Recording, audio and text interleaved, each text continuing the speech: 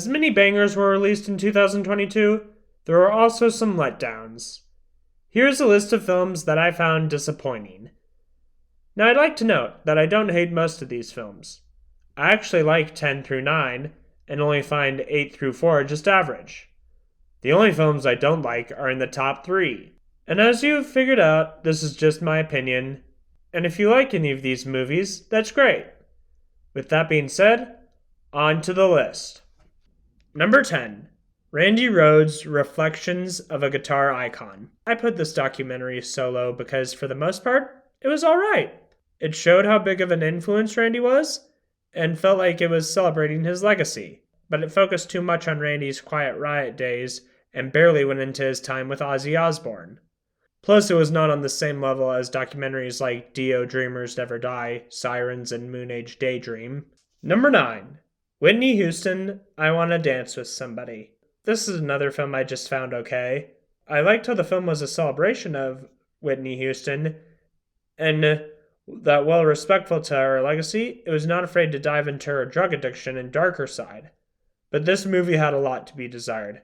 At times it felt like it was following a checklist for biopics, and Naomi Ackie, while not terrible, she lacked the charisma and presence for such a famous figure. Number 8. The Pirates, The Last Royal Treasure. As someone who enjoys pirate movies, I gave this a chance.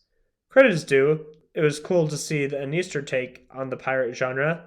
The action was well shot, and the cast seemed to be having a blast, but the pacing for this film was wonky, and some scenes were a bit too ridiculous for this film. Number 7.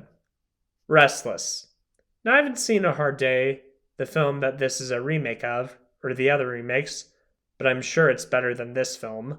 While the premise had potential, and there were a few fun action scenes, this film didn't fully commit. Number 6. Crush. This is a film I wanted to like, as it had Ali Carvalho, best known as the voice of Moana. Sadly, this film was underwhelming. While the film had the elements going for it, it didn't take full advantage, and hardly went anywhere. Number 5. Don't Worry, Darling. While Florence Pugh was great as always, she couldn't save this film. The film's premise, while interesting, got repetitive and it didn't need to be 2 hours long. It looks like the behind-the-scenes drama did affect the final product. Number 4. Hocus Pocus 2. Fans have been waiting for a sequel to the original Hocus Pocus, and it didn't match the quality of the first film. While it was nice to see the Sanderson sisters back, the film had a lot of missed opportunities. Like, it didn't bring the kids back from the first film and went in this whole new other direction. Number 3. Medieval. This historical epic about Czech General Jan Žižka was a letdown. While the action was brutal and Michael Caine did his best, the film got repetitive and boring. Not to mention the film was vague with what was going on, and focused on this love interest, which was pointless because Jan Žižka didn't have a love interest in real life. Did I mention that the director of this film didn't listen to the historian he hired? Number 2. Amsterdam. This film should have been a hit. A talented cast and a capable director. While the costumes and sets were great and the cast did their best, this film was just boring. Literally, the majority of this movie is just the cast talking to each other from set piece to set piece, and it leads to nothing. This would have made number 1.